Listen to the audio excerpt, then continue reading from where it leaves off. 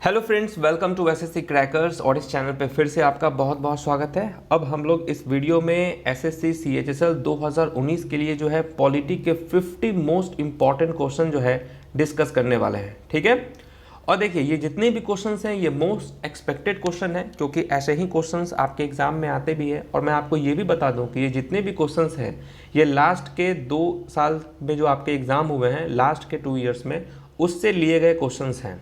तो ये काफ़ी रेलेवेंट भी है और काफ़ी इंपॉर्टेंट भी है। ठीक है फ्रेंड्स, और एक चीज़ और, जब मैं क्वेश्चंस बना रहा था उस वक्त मुझे ये भी पता चल रहा था कि जिस लेवल का क्वेश्चन आया था इस सेट में, यानी कि इस 50 क्वेश्चंस में डेफिनेटली आप लोगों का 40 प्लस सही होना चाहिए।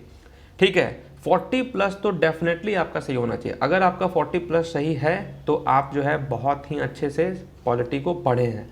ठीक है, और कमेंट भी ज़रूर कीजिएगा अगर आपका 40 प्लस में आएगा, तो मैं खुद से आपको अप्रिशिएट भी वहाँ पे करूँगा कि यस, जो मैं जिस तरीके से सोच रहा था कि आपका इतना मार्क्स आना चाहिए वो आपने लाकर दिखा दिया। ठीक है, ये आपका पॉलिटी का क्लास 3 है, तो याद कर जाना जितने भी हैं। और पहले का अगर पार्ट आपने नहीं देखा है तो पहले का भी पार्ट जो है 1 और 2 पार्ट्स आप देख लीजिएगा। ठीक है, तो स्टार्ट करें गाइस। चलिए तो लेट्स स्टार्ट। पहला क्वेश्चन देखते हैं हम लोग। पहला क्वेश्चन क्या दिया हुआ है? फर्स्ट क्वेश्चन आपके स्क्रीन पर है, whose recommendation is mandatory to impeach the president of India from his office before the completion of his terms। तो आपको मालूम है कि राष्ट्रपति को जो है इम्पीचमेंट के द्वारा जो है हटाया जा सकता है। तो यही पर क्वेश्चन आपसे ये पूछा गया है कि भारत के राष्ट्रपति को अपने कार्यकाल, भारत का राष्ट्रपति का कितना साल का होता है? 5 ईयर्स का टर्म होता है, टेन्योर 5 ईयर्स का ही होता है। तो कार्यकाल पूरा होने से पहले किसकी सिफारिश को लागू करना अनिवार्य है? तो यहाँ पर आपका आंसर क्या होगा? अभी तक तो आंसर भी आ गया है आप लोगों का, वेरी गुड। राइट आंसर होगा the 2 houses of the parliament, यानी कि राज्यसभा और लोकसभा। ठीक है, इन दोनों के द्वारा जो है सिफारिश अनिवार्य है। नेक्स्ट क्वेश्चन है, क्वेश्चन नंबर 2 है, how many type of writs are there in Indian constitution. Very very important question है। तो यहाँ पर क्वेश्चन आपसे क्या पूछा गया है कि how many type of writs are there in Indian constitution, कितने प्रकार के लेखन हैं, कितने प्रकार के लेखन हैं? क्या होगा right answer? Yes, option number 1 आपका करेक्ट है। 5 टाइप के रिट्स होते हैं आपका। ठीक है, तो रिट से संबंधित आप पढ़ लीजिएगा, क्योंकि ये क्वेश्चन पूछा गया है तो डेफिनेटली आ सकता है। क्वेश्चन नंबर 3 है, in Indian constitution the method of election of a president has been taken from which country. तो भारतीय संविधान में राष्ट्रपति का जो चुनाव का तरीका है वो किस देश से लिया गया है? यहाँ पर आपका राइट आंसर क्या होगा कि in Indian constitution the method of election of president has been taken from which country? Right answer क्या हो जाएगा आपका क्वेश्चन नंबर 3 का? वेरी गुड, यहाँ पर आपका राइट आंसर होने वाला है आयरलैंड। ठीक है, आयरलैंड से जो है ये लिया गया है। ठीक है,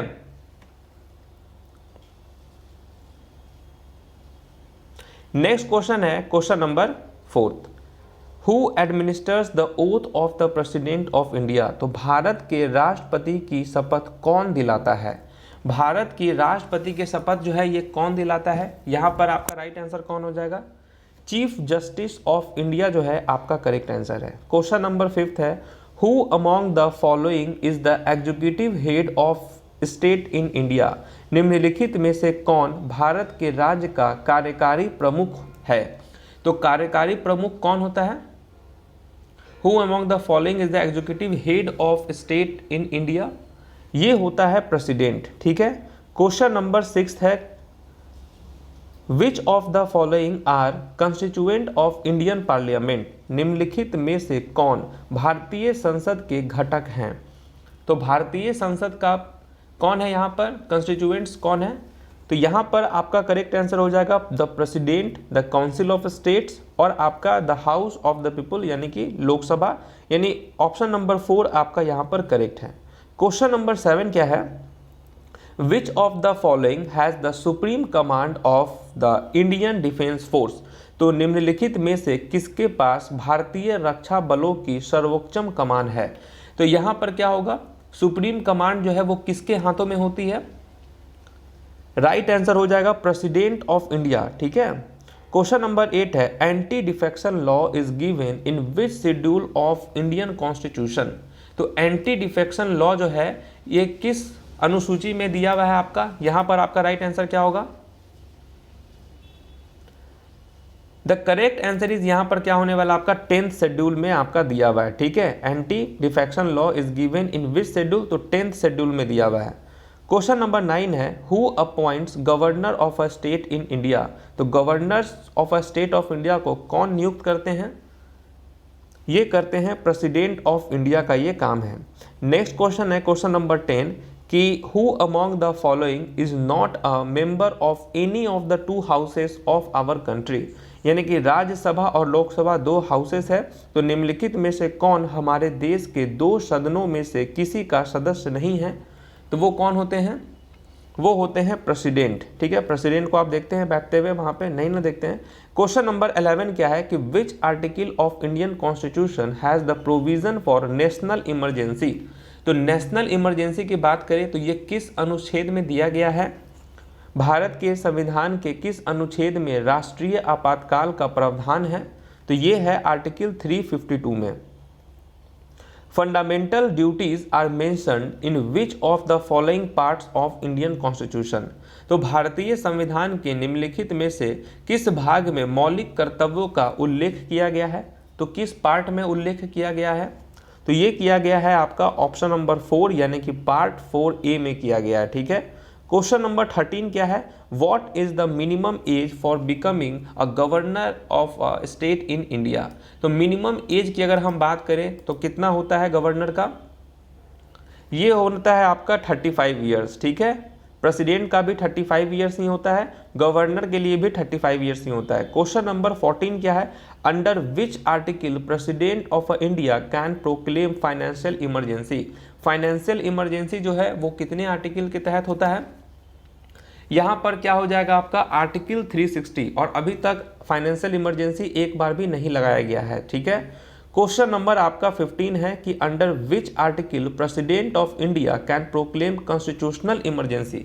अगर हम बात करें कॉन्स्टिट्यूशनल इमरजेंसी की, देखिए नेशनल इमरजेंसी की बात आई तो आर्टिकल 352 था, ठीक है। यहाँ पर कॉन्स्टिट्यूशनल इमरजेंसी है, कॉन्स्टिट्यूशनल इमरजेंसी है आपका आर्टिकल 356 में, और फाइनेंशियल इमरजेंसी की बात करें तो आर्टिकल 360 में आता है, ठीक है। ठीक है, उसके बाद क्या है आपका क्वेश्चन नंबर 16 है how many members of upper house can be nominated by president of India?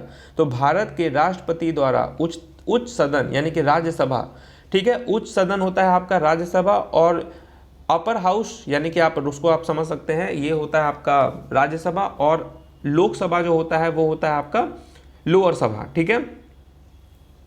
तो यहां पर आपका क्या होगा, कितने सदस्यों को नामित किया जा सकता है? कितने सदस्यों को नामित किया जाता है राज्यसभा के लिए? वो होता है आपका 12, ठीक है। क्वेश्चन नंबर 16 क्या है? Which of the following amendment is also known as the mini constitution of India? Mini constitution of India के नाम से कौन सा अमेंडमेंट जाना जाता है? ये बहुत बार पूछा गया है आपसे, मिनी कॉन्स्टिट्यूशन ऑफ इंडिया क्या हो जाएगा आपका? वेरी गुड, ये होता है आपका 42nd अमेंडमेंट 1976 को ही जो है मिनी कॉन्स्टिट्यूशन ऑफ इंडिया जो है कहा जाता है, ठीक है। नेक्स्ट क्वेश्चन है आपका क्वेश्चन नंबर 18 है which of the following is a justiciable in nature? तो निम्नलिखित में से कौन सा प्राकृतिक में उचित है? यहां पर क्या होगा क्वेश्चन नंबर 18 का आंसर? जस्टिसेबल इन नेचर, ये होता है आपका फंडामेंटल राइट्स, ठीक है। क्वेश्चन नंबर 19 क्या है? Which of the following does not comes under fundamental duties? तो फंडामेंटल ड्यूटीज के अंदर में कौन सा नहीं आता है? यहां पर आपका आंसर क्या हो जाएगा? विच of the following does not come under fundamental duties? तो क्या आपका यहां पर करेक्ट आंसर आने वाला है, ठीक है। ये है आपका to protect freedom of speech and expression, to protect freedom of speech and expression, ठीक है। ये फंडामेंटल ड्यूटीज में नहीं आता है। क्वेश्चन नंबर 20 आपका कि ये जो होता है controller and auditor general of India is appointed for how many years? ठीक है, कितने सालों के लिए जो है अपॉइंट किया जाता है controller and auditor general of India को? यहाँ पर आपका राइट आंसर क्या हो जाएगा? 6 साल के लिए किया जाता है। क्वेश्चन नंबर 21 क्या है कि who is the custodian of contingency fund in India? Who is the custodian of contingency fund in India? यहाँ पर क्या हो जाएगा? द प्रेसिडेंट हो जाएगा आपका, ठीक है। क्वेश्चन नंबर 22 क्या है कि which of the following country does not have a written constitution. ठीक है, रिटन कॉन्स्टिट्यूशन जो है ये किस कंट्री का नहीं होता है, ये है आपका यूनाइटेड किंगडम। ठीक है, यूनाइटेड किंगडम करेक्ट आंसर है आपका। क्वेश्चन नंबर 23 है कि इन the Indian parliamentary system vote on account is valid for how many months. ठीक है, तो भारतीय संसदीय प्रणाली में वोट ऑन अकाउंट कितने महीने के लिए मान्य होता है। तो कितने महीनों के लिए मान्य होता है, तो ये सिर्फ और सिर्फ 2 महीने के लिए मान्य होता है। क्वेश्चन नंबर 24 है India has taken the concept of judicial review from which countries constitution.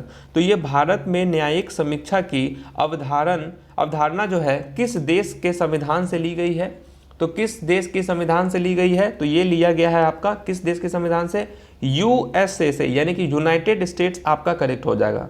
ठीक है, how many times a person can be elected as the president of India. कितनी बार जो है कोई पर्सन जो है वो इलेक्ट हो सकता है प्रेसिडेंट ऑफ इंडिया के लिए। ठीक है, यहाँ पर क्या होगा, यहाँ है 9 बार, कितने बार के लिए भी वो हो सकता है, और अब तक सिर्फ 2 बार हुए हैं, सिर्फ और सिर्फ राजेंद्र प्रसाद ही। ठीक है, क्वेश्चन नंबर 26 क्या है आपका, which article was referred to as the heart and soul of the Indian constitution by doctor B.R. Ambedkar. तो B.R. अम्बेडकर के द्वारा जो है हार्ट एंड सोल जो है किसको कहा गया है। ठीक है, किस आर्टिकल को कहा गया है, यहाँ पर आपका क्या होगा, आर्टिकल 32 होगा। ठीक है, कॉन्स्टिट्यूशनल रेमेडीज जो है आर्टिकल 32 से ही रिलेटेड है, तो यहाँ पर क्या हो जाएगा, heart and soul of the constitution, तो आर्टिकल 32। क्वेश्चन नंबर 27 में आपका कि which of the following provisions needs a special majority in parliament. ठीक है, तो संसद में निम्नलिखित में से किस प्रावधान को विशेष बहुमत की आवश्यकता होती है। तो यहां हो जाएगा आपका क्या हो जाएगा, फंडामेंटल राइट्स जो है आपका करेक्ट आंसर हो जाएगा, चेंज इन फंडामेंटल राइट्स। ठीक है, चेंज इन फंडामेंटल राइट्स। और ये जो स्पेशल मेजोरिटी की बात की जा रही है ये आपका आता है आर्टिकल 368 में, जहां पर रिक्वायर्स होता है मेजोरिटी होता है, जहां पर 2/3 मेंबर्स प्रेजेंट होना चाहिए and voting supported by more than 50% of the total strength of the house. ठीक है, जब भी हमको कोई भी कॉन्स्टिट्यूशनल अमेंडमेंट बिल्स करना पड़ता है उसके लिए, तो यहाँ क्या हो जाएगा, क्वेश्चन नंबर 28 में आपका क्या है कि which act ended the trade monopoly of the east India company. ठीक है, वेरी वेरी इंपॉर्टेंट क्वेश्चन। तो किस अधिनियम ने ईस्ट इंडिया कंपनी के व्यापार एकाधिकार को समाप्त कर दिया था, व्यापार एकाधिकार को समाप्त कर दिया था, तो क्या हो जाएगा, ये हो जाएगा आपका द चार्टर एक्ट 1813। ठीक है, द चार्टर एक्ट 1813 के तहत जो है ईस्ट इंडिया कंपनी के व्यापार का एकाधिकार जो है समाप्त कर दिया था, क्योंकि ईस्ट इंडिया कंपनी में बहुत ज़्यादा घुसखोरी चल रहा था, ब्रोकेज बहुत ज़्यादा हो रहा था, ब्रोकरी, तो इन सबको देखते हुए वहाँ पर ईस्ट इंडिया कंपनी ने का जो एकाधिकार था उसको समाप्त कर दिया गया इसके बाद। ठीक है, क्वेश्चन नंबर 29 क्या है कि which of the following is not a fundamental duty. तो निम्नलिखित में से कौन सा मौलिक कर्तव्य नहीं है। तो मौलिक कर्तव्य इसमें से कौन नहीं है, ये हो जाएगा abolition of title except military and academic जो है आपका करेक्ट आंसर है। ठीक है, क्वेश्चन नंबर 30 में आपका क्या है कि which article can be used by the president of India to declare a financial emergency. वापस से फाइनेंशियल इमरजेंसी की बात की गई है, दिमाग में आ गया होगा 360। क्वेश्चन नंबर 31 में क्या है कि which amendment of the constitution of India increase the age of retirement of high court जजेस फ्रॉम 60 से 62।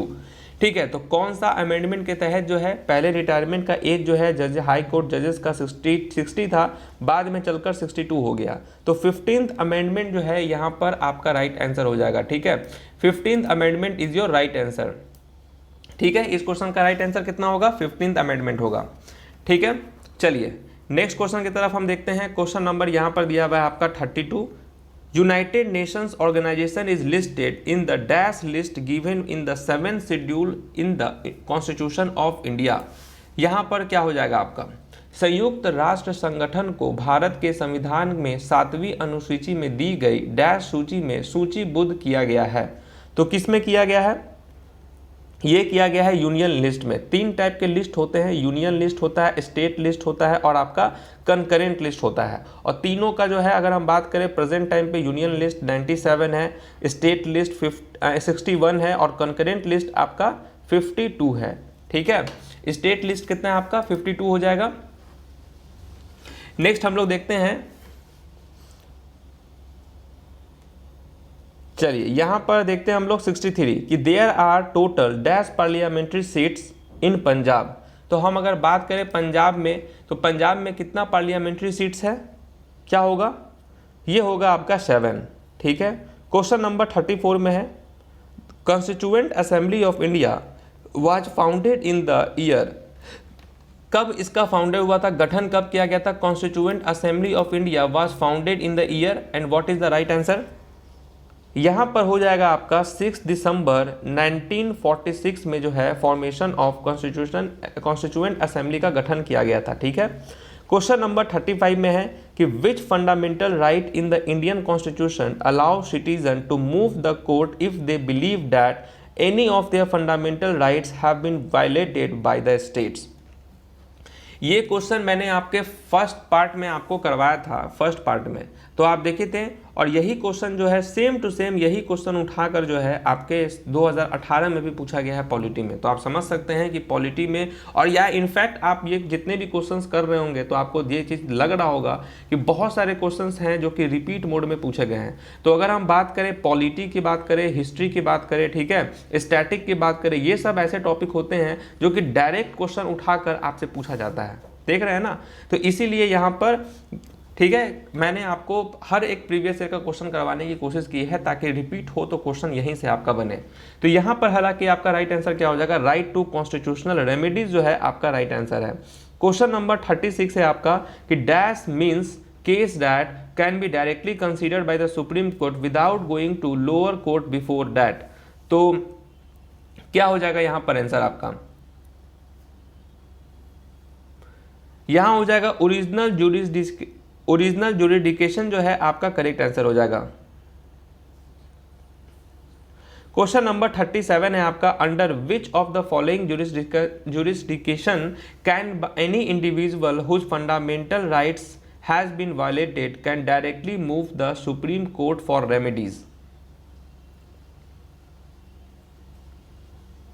तो यहां पर आपका क्या हो जाएगा, रिट्स जुरिडिक्शन जो है आपका करेक्ट आंसर हो जाएगा। ठीक है, क्वेश्चन नंबर 38 है कि there are total dash parliamentary seats in Sikkim. Sikkim में कितने पार्लियामेंट्री सीट्स हैं, तो सिक्किम में कितने पार्लियामेंट्री सीट्स हैं, तो 1 आपका हो जाएगा। क्वेश्चन नंबर 39 है आपका, trade union is listed in the dash list given in the 7th schedule of the constitution of India. तो अगर हम बात करें ट्रेड यूनियंस की बात करें तो ट्रेड यूनियंस जो है ये लिस्टेड है किस में, तो ये है आपका किस में, कंकरेंट लिस्ट में। एक चीज़ है कि यूनियन लिस्ट में जितने भी इंपॉर्टेंट चीज़ है उसको आपको अच्छे से एक बार देख लेना है कि यूनियन लिस्ट में आपके कौन कौन से आते हैं, स्टेट लिस्ट में आपके कौन कौन से आते हैं, ये सब एक बार आप लोग अच्छे से देख लीजिएगा। ठीक है, यहाँ आपका क्या हो जाएगा, कंकरेंट लिस्ट, और कंकरेंट लिस्ट में कितने आपके दिए हुए हैं, 52 दिए हुए हैं। क्रिमिनल लॉज हो गया, क्रिमिनल प्रोसीजर हो गया, प्रिवेंटिव डिटेंशन, ठीक है, marriage, divorce, contract, bankruptcy, trust, ये सब आपके कंकरेंट लिस्ट में आते हैं। तो इसको एक बार आप देख लेंगे। क्वेश्चन नंबर 40 में क्या है आपका कि dash writs is issued by a higher court when a lower court has considered a case going beyond its jurisdiction. ठीक है, तो यहां पर आपका क्या हो जाएगा,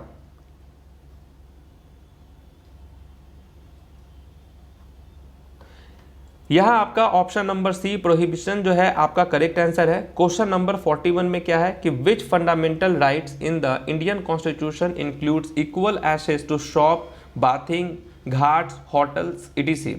तो भारतीय संविधान में किस मौलिक अधिकार में दुकान, स्नान घाट, होटल आदि की समान पहुंच शामिल है, तो ये है राइट टू इक्वलिटीज में। क्वेश्चन नंबर 40 में क्या है, 42 में आपका दिया हुआ है कि त्रिपुरा में कितने पार्लियामेंट्री सीट्स हैं, तो त्रिपुरा में कितना हो जाएगा आपका, 1 आपका करेक्ट आंसर है। ठीक है, क्वेश्चन नंबर 43 में क्या है कि taxes on lands and buildings, ये आपके किस लिस्ट में दिया गया है। ठीक है, taxes on lands and buildings ये सब आपके स्टेट लिस्ट में दिए गए हैं।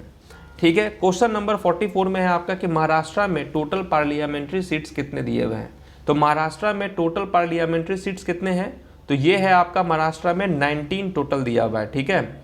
उसके बाद दिया हुआ है forest is listed in the dash list, तो फॉरेस्ट किस लिस्ट में आता है, जो फॉरेस्ट है वो किस लिस्ट में आता है, तो ये आता है आपका कंकरेंट लिस्ट में, ठीक है।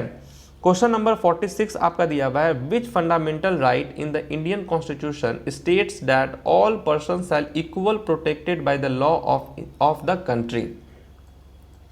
तो यहाँ पर क्या हो जाएगा, ये विच फंडामेंटल राइट, कौन सा फंडामेंटल राइट है जहाँ पर सभी पर्सन को इक्वल अधिकार है, यहाँ हो जाएगा आपका राइट टू इक्वलिटी, आपका करेक्ट आंसर है। क्वेश्चन नंबर 47 है फॉरेन जुरिस्डिक्शन जो है is listed in the dash list given in the 7th schedule of the in the constitution of India. तो फॉरेन जो है ये आपका कहाँ आता है, ये आपका यूनियन लिस्ट में है, ठीक है। क्वेश्चन नंबर 48 में है कि which fundamental right in the Indian constitution includes abolition of untouchabilities. तो कौन सा फंडामेंटल राइट है इसके अंदर, ये आता है आपका राइट टू इक्वलिटी, ठीक है। अनटचेबिलिटी से रिलेटेड आर्टिकल 17 है आपका, ठीक है। क्वेश्चन नंबर 49 में है आपका कि वेस्ट बंगाल में टोटल कितने पार्लियामेंट्री सीट्स हैं, तो वेस्ट बंगाल में कितने पार्लियामेंट्री सीट्स हैं, तो 42 है आपका, ठीक है। क्वेश्चन नंबर 50 में है कि prevention of cruelty to animals, ये किस लिस्ट में दिया गया है, तो ये जो है आपका किस लिस्ट में है आपका, तो ये आपका आएगा कंकरेंट लिस्ट में, ठीक है। और आज का लास्ट क्वेश्चन है कि dash makes laws on matter included in the union list and concurrent list. संघ सूची और समवर्ती सूची में शामिल मामलों पर कानून कहाँ पे बनता है, ये बनता है आपका लोकसभा में बनता है, ठीक है, लोकसभा में बनता है। तो आप देख रहे हैं कि स्टेट लिस्ट, कंकरेंट लिस्ट और यूनियन लिस्ट, इससे जो है आपसे रिलेटेड बहुत सारे क्वेश्चंस पहले पूछे गए हैं, तो इसको भी आपको एक बार अच्छे से देख लेना है, ठीक है। चलिए, तो फिलहाल इस वीडियो में इतना ही क्वेश्चंस इंपॉर्टेंट आपके साथ डिस्कस होगा। कल जो है और भी इंपॉर्टेंट क्वेश्चन के साथ मिलते हैं क्लास 4 में पॉलिटी के, तब तक के लिए ऑल द बेस्ट।